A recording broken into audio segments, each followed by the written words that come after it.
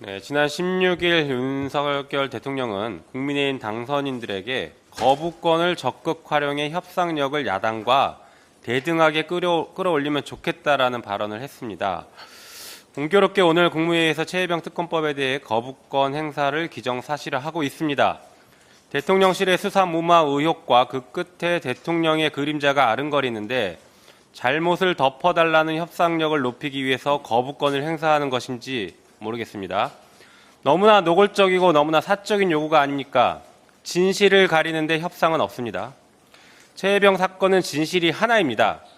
그런데 세 개의 기관에서 사건을 다루고 있습니다. 경찰에서 최혜병 사망 사건을 수사하고 있고, 공수처는 대통령실 수사무마 사건을 수사하고 있으며, 군사법원에서는 박정훈 대령에 대한 재판을 하고 있습니다. 세 개의 기관이 다루는 진실은 하나여야 합니다.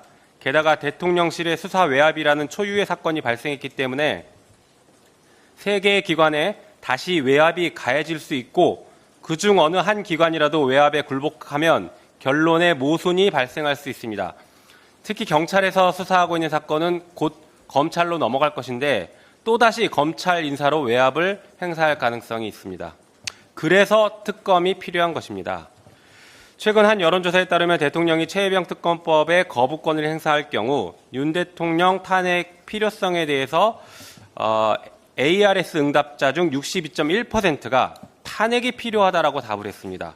민심을 외면하지 말고 국민을 두려워하기 바랍니다. 윤석열 대통령이 거부했던 김건희 주가 조작 특검법도 필요합니다. 안타깝게도 대통령에 이어 김건희 여사도 범죄 의혹에 깊이 개입되어 있습니다.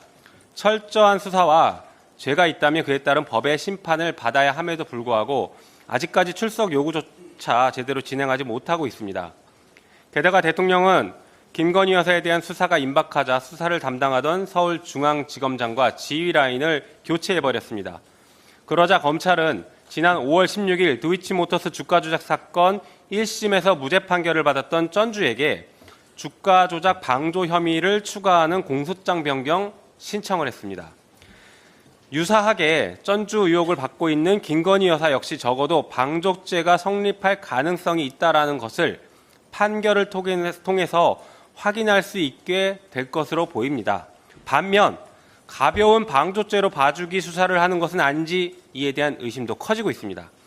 결국 대통령이 배우자를 지키기 위해 함부로 거부권을 행사한 것이 이런 무리수와 꼼수 그리고 불신을 낳고 있는 것입니다. 다시 특검법을 추진하겠습니다. 그리고 아무리 거부권으로 협박해도 대통령이나 여당과 특검법으로 협상을 할 일은 없을 것입니다. 윤석열 정권은 가족이나 측근 비호에 대해서는 일관성이 있으나 정작 민생에는 일관성 없이 오락가락입니다. 윤석열 정권이 뜬금없이 해외 직구 금지령을 발표했다가 사흘 만에 전격 철회했습니다. 혼선을 끼쳐드려 대단히 죄송하다라고만 하면 끝이 납니까? 하루 이틀 일은 아니지만 이처럼 아니면 말고식의 일처리에 국민은 불안해질 수밖에 없습니다. 천공과 관련 있는 것 아니냐라는 한간의 소문이 사실이 아니기를 바랄 뿐입니다. 무책임한 정책, 뜬금없는 직구 금지가 국민으로부터 저항의 직구를 맞을 수 있다는 것을 명심해야 합니다. 이상입니다.